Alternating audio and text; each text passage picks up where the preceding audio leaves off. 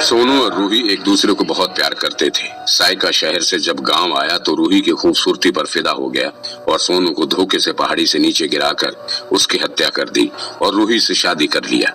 लेकिन सुहागरात के दिन सोनू की आत्मा रूही के शरीर में आ गई और उसे रूही के साथ सुहागरात नहीं मनाने दिया। दूसरी रात सोनू की आत्मा साइका के शरीर में प्रवेश कर अपनी रूही के साथ रात भर मजे लेती रही और साइका सूक्ष्म शरीर से सब कुछ देखता रहा पर कुछ ना कर सका। सुबह देर से करीब 11 बजे वो उठा और अपनी माँ से बताया कि किस तरह सोनू की आत्मा उसे परेशान कर रही है। माँ ने इस बारे में पंडित जी और बाबा जी से सलाह लेने की बात कही। आगे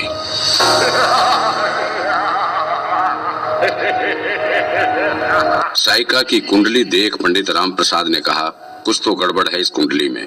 कुंडली कह रही है कि पति पत्नी में बेहद प्यार है, फिर भी शनि की कुदृष्टि के कारण इन पर दुख के बादल छाए हैं जिन्हें दूर करने के लिए हवन करना होगा और इनमें 5 या 11 हजार का खर्चा आएगा।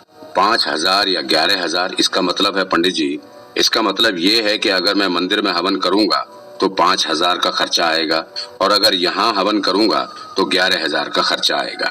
ठीक है पंडित जी, आप मंदिर में ही शुद्ध तरीके से हवन कीजिए, मुझे तो सिर्फ हमारे बेटे बहू की खुशी चाहिए। ये कहते हुए साइका की माँ ने पंडित जी के हाथ में 5,000 की एक गड्डी थमा दी। पंडित जी अभी गए ही थे कि बाबा रुद्र भी आ गए।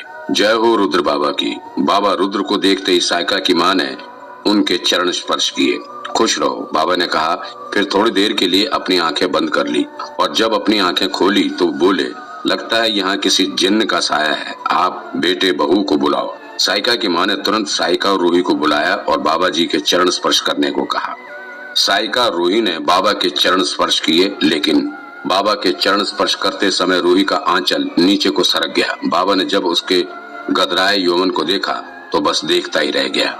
इस लड़की के जिस्म में जिन्न का प्रवेश हो चुका है बेटा साइका, और एक दिन वो इसे पूरी तरह से खोखला कर देगा और धीरे धीरे इसके जिस्म से सारा रक्त निचोड़ लेगा। बाबा ने रूही पर नजर गड़ाते हुए कहा, हाँ बाबा, आपने बिल्कुल सही कहा, इसके जिस्म में जिन्न का प्रवेश हो गया है जो सिर्फ इसे नहीं बल्कि मेरे को भी खोखला कर रहा है। मुझे इसका कोई सटीक उपाय बताइए बाबा। साइका ने बाबा से हाथ जोड़कर कहा, कोई जिन्न नहीं है मेरे अंदर, मैं रूही हूँ और बिल्कुल ठीक हूँ। रूही ने बाबा की वासना भरी निगाहों को पहचानते हुए साइका से कहा। फिर माँ जी को देखकर बोली, माँ जी ये बाबा झूठा है। बाबा बोला, हर लड़की जिसके जिस्म में जिन घुस जाता है वो बाबा को देख ऐसे ही बोलती है। पर आप लोग बिल्कुल चिंता ना करें, मैंने ऐसे कई भूतों को अपनी पोटली में बंद कर रखा है। एक काले रंग की पोटली को अपने बड़े से झोले में से निकालते हुए बाबा ने कहा, क्या इस पोटली में भी जिन बंद है? साइका ने पूछा। हाँ बेटा, इसमें कई जिन हैं जिनको मैंने अपने मंत्र से उन लड़कियों के जिस्म से निकालकर अपनी इस पोटली में हमेशा के लिए बंद कर लिया है और अब ये जिन्न मेरे गुलाम है, बाबा ने कहा। ठीक है बाबा, तो आप इसके जिस्म से भी जिन्न का भूत जल्दी से निकाल दीजिए जिससे मेरी रूही बिल्कुल ठीक हो जाए, साइका बोला। ये क्रिया एकांत कमरे में होगी जहाँ इस लड़की के सिवा और कोई ना होगा, वरना जिन्न इसके जिस्म से निकलकर किसी और के जिस्म में घुस सकता है, बाबा ने चेतावनी देते हुए कहा। ठीक है बाबा जी, आप दोनों मेरे बेडरूम में चलें क्योंकि जिन्न भी वहीं रात में आता है, साइका ने कहा और बाबा और रूही को अपने बेडरूम में ले जाकर बंद कर दिया। रूही बोलती रही कि उसे कुछ नहीं हुआ है और ये बाबा ढोंगी है, पर उसकी किसी ने एक ना सुनी। और उधर एकांत में बेडरूम में जाने के पहले बाबा ने साइका और बाकी सभी लोगों को चेतावनी दी कि अंदर से अगर रोने चीखने की आवाज भी आए तब भी कोई अंदर नहीं आएगा जब तक मेरी आज्ञा ना हो। जी बाबा, अंदर कोई नहीं आएगा जब तक आपकी आज्ञा ना हो। और ये कहकर साइका ने बाबा के अंदर जाते ही कमरे के बाहर सांकल लगा दी।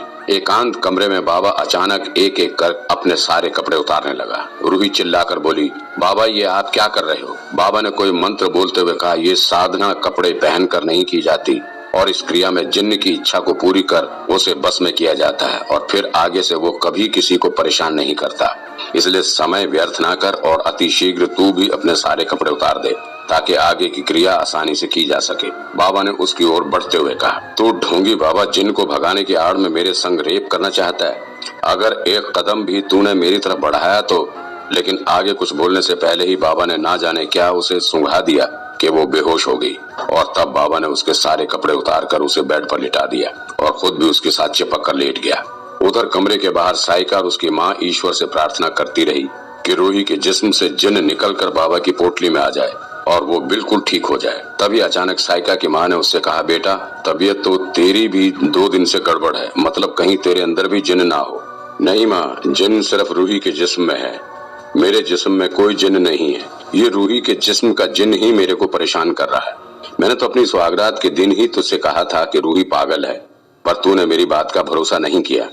दरअसल उसका पागलपन उसके जिस्म में घुसे जिन के कारण ही है। बाबा बिल्कुल सही पकड़े हैं कि रूही के जिस्म में जिन है, और इसीलिए मेरी तबीयत भी हमेशा तब बिगड़ती है जब रूही मेरे साथ होती है, मतलब जब उसके जिस्म में सोनू की रूह प्रवेश करती है। ठीक है बेटा, हो सकता है तेरा कहना सच हो, माँ ने कहा। तभी अंदर से दरवाजा खटखटाने की आवाज आई। साइका ने दरवाजा खोल दिया। बाबा ने बाहर आते ही कहा, अभी वो बेहोश पड़ी है, आधे घंटे में उसे होश आ जाएगा। उसके जिस्म में बहुत ताकतवर जिन का कब्जा है। मैंने उसे अपनी पोटली में तो बंद कर लिया है, लेकिन अभी भी खतरा बरकरार है। अगर 1-2 दिन में वो पूरी तरह ठीक ना हुई तो उसे मेरे अड्डे पर लाना होगा, वहीं पर उसका पक्का इलाज होगा। ये कहकर और 5000 गुरु दक्षिणा लेकर बाबा चला गया। साइका ने जब कमरे में प्रवेश किया तो रूही एक काले रंग की चादर में लिपटी हुई थी। कोई आधे घंटे बाद उसे होश आया और वो उठ बैठी। साइका ने उससे पूछा, कैसा फील कर रही हो अब? जवाब में रूही ने अपनी दोनों बाहें साइका के गले में डाल दी और बोली, मजा आ गया यार, और उसके ऊपर लेटकर उसके लबों को चूम लिया। तभी साइका को ये महसूस हुआ कि रूही ने पी रखी है और उसके बदन पर उस काले रंग की चादर के सिवा एक भी वस्त्र नहीं है। ये देखते ही वो बेचैन हो गया और तरह तरह की आशंकाओं के साए उसे घेरने लगे।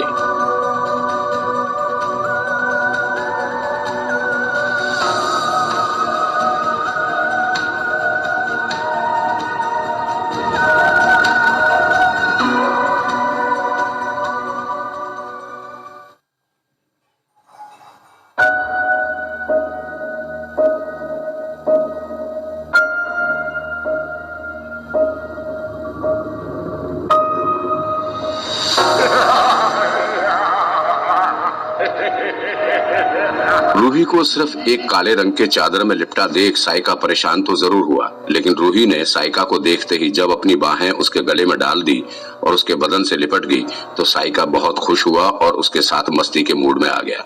रूही को नशे में इस बात का बिल्कुल होश न था कि उसके साथ कुछ समय पहले क्या हुआ, लेकिन वो खुद भी इस समय काफी मूड में थी और इसीलिए साइका के बदन से चिपककर आनंद के सागर में गोते लगाती रही थी। करीब आधे घंटे तक उन दोनों के बीच मोहब्बत का खेल चलता रहा। उसके बाद रूही को नींद आ गई। साइका, जो रूही के साथ थोड़ी देर पहले बहुत खुश था, अब पुनः तरह तरह की आशंकाएं उसको परेशान करने लगी।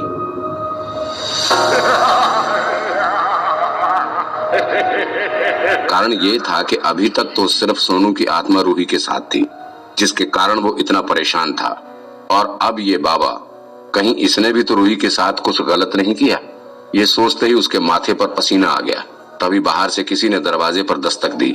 साइका ने दरवाजा खोला तो सामने बाबा खड़ा था। बाबा ने कहा, बेटा मैं अपना वो झोला यहीं भूल गया जिसमें जिन्न को मैंने कैद कर रखा है। जी बाबा, अंदर आइए। बाबा अंदर आया और बोला, लड़की होश में आई अभी या नहीं?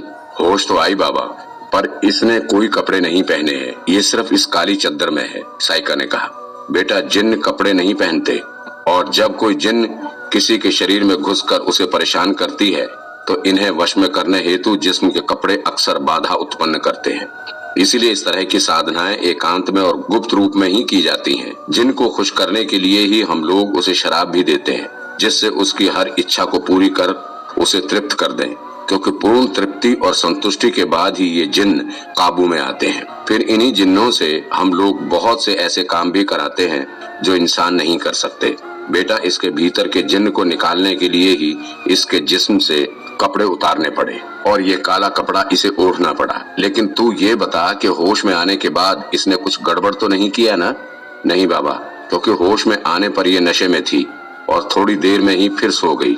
ठीक है बेटा, ये कहकर बाबा रूही के जिस्म पर पड़ी काली चादर हटाने लगा। ये क्या कर रहे हैं बाबा? रूही के खुले बदन को देख साइका ने कहा, बेटा ये काली चादर भी चाहिए मेरे को।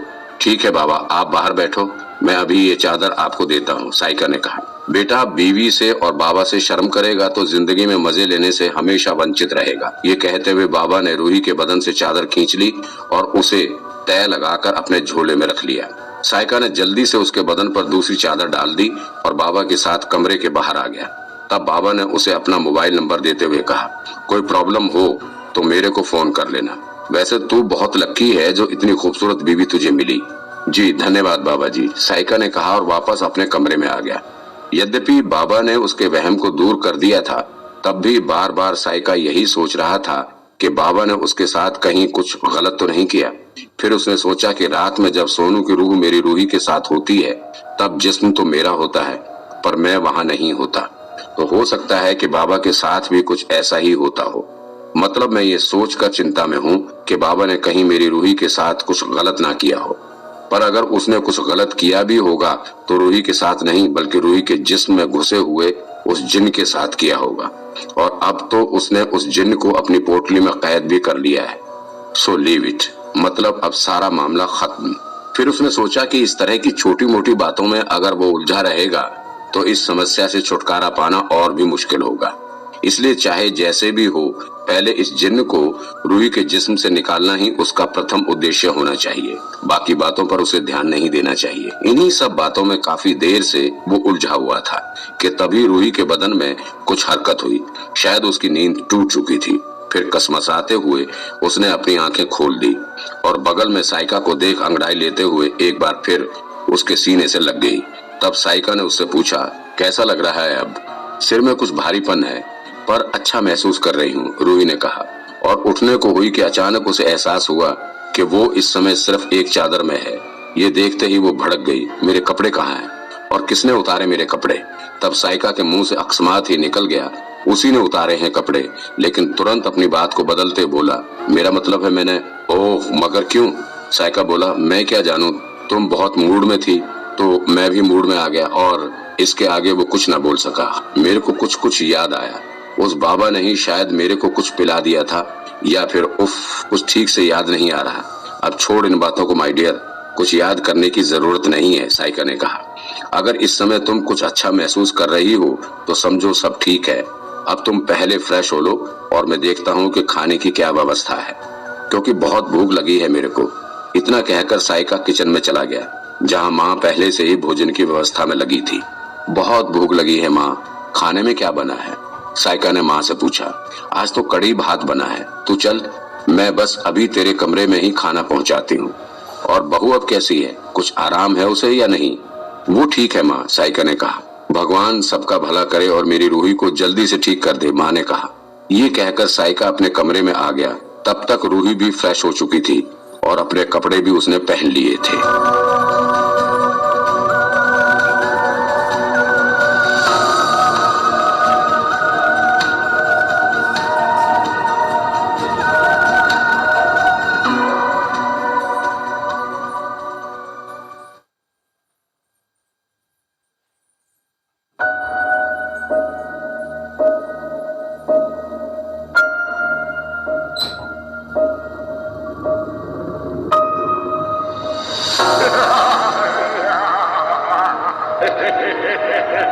ये कहानी पूरी तरह से कपोल कल्पित है और इसका सच्चाई से कोई संबंध नहीं है। कहानी का उद्देश्य सिर्फ मनोरंजन है।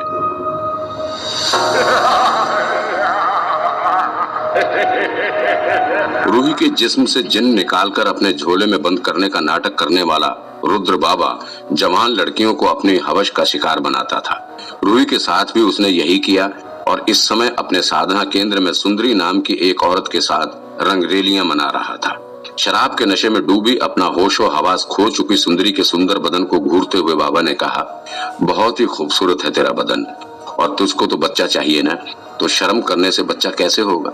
देख सुंदरी, मैं धोखेबाज बिल्कुल नहीं हूँ, क्योंकि मैं कोई ताबीज नहीं देता हूँ और ना ही मैं किसी को धोखे में रखता हूँ, क्योंकि मैं जानता हूँ कि बच्चा पुरुष स्त्री के संबंध से ही जन्म लेता है, और इसीलिए मैं तुझसे संबंध बनाऊंगा और एक खूबसूरत सा बच्चा तुझे दूंगा। कुछ लोग रुद्र बाबा पर शक करते हैं, उसे धोखेबाज कहते हैं, ढोंगी कहते हैं, पर असली ढोंगी तो वो होते हैं जो नकली ताबीज देकर औरतों को बच्चा होने का आशीर्वाद देते हैं और उनसे मोटी रकम ऐंठते हैं। लेकिन मैं ऐसा कभी नहीं करता। मैं बाकायदा बहू बेटियों से संबंध बनाता हूँ और उन्हें बच्चा देने की गारंटी देता हूँ, और फिर मेरी साधना से खुश होकर कुछ लोग हजारों रुपए तो कुछ लोग लाखों रुपए भी खुशी खुशी मुझ पर न्यौछावर कर देते हैं। और क्योंकि मेरे और भी बहुत से खूबसूरत जवान शिष्य हैं, इसलिए बच्चा तो तुझे होगा ही और जरूर होगा। उफ बाबा, आपका ये चरणामृत बहुत कड़वा है और इसमें नशा भी है। सुंदरी ने बाबा से कहा, बेटी ये चरणामृत पहले कड़वा लगता है मगर बाद में मीठा लगने लगता है। जब कोख में बच्चे के होने की अनुभूति होती है फिर उसके अंदरूनी अंगों को स्पर्श करते हुए बाबा बोला, अब बोल, कुछ मीठा मीठा महसूस हुआ या नहीं? तब सुंदरी ने अपनी लड़खड़ाती जुबान से कहा, हाँ कुछ मीठा मीठा सा महसूस तो हो रहा है, पर जुबान में नहीं बल्कि बदन में।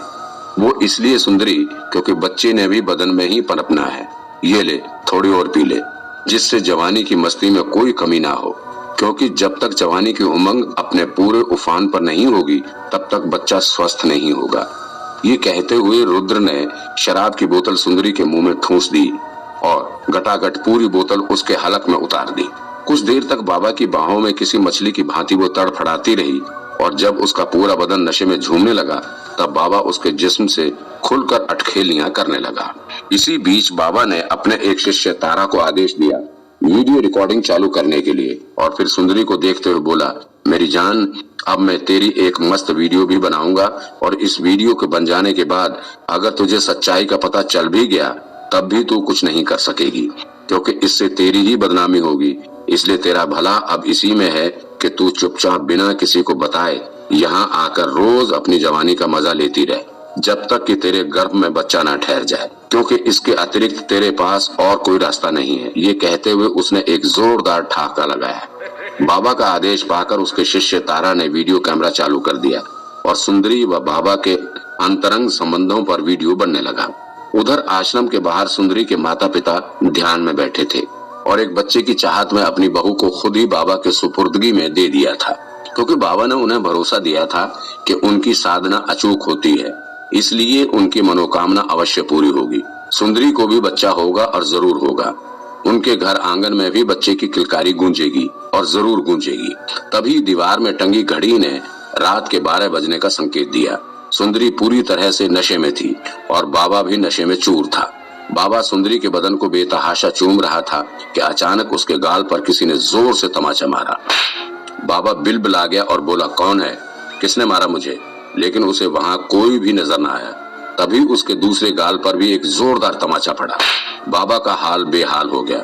वो कुछ समझ पाता कि तभी किसी ने उसके शर्ट के बटन खोलने शुरू कर दिए। बाबा चिल्लाया, कौन है?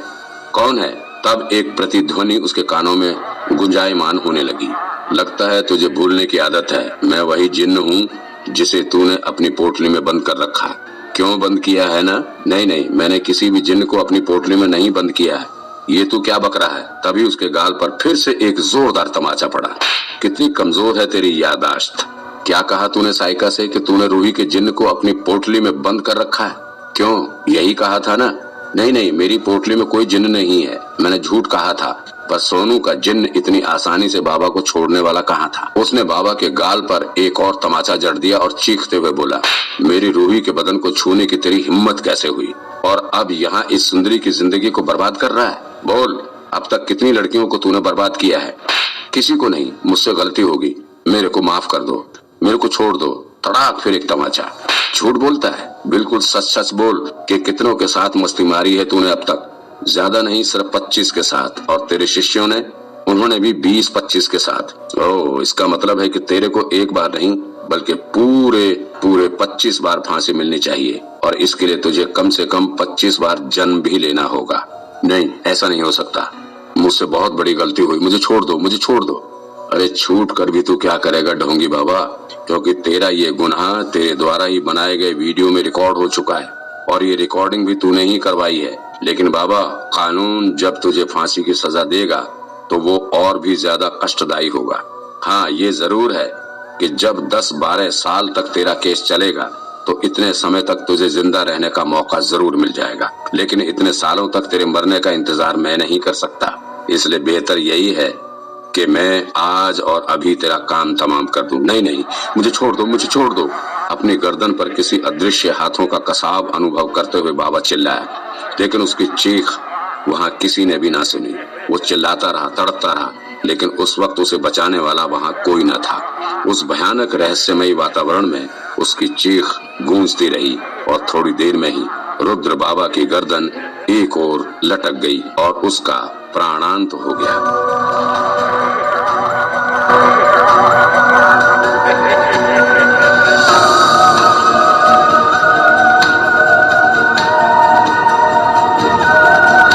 मेरी इस कहानी को सुनते रहने के लिए और नए एपिसोड्स की जानकारी के लिए शो को सब्सक्राइब करें और आसानी से पाएं।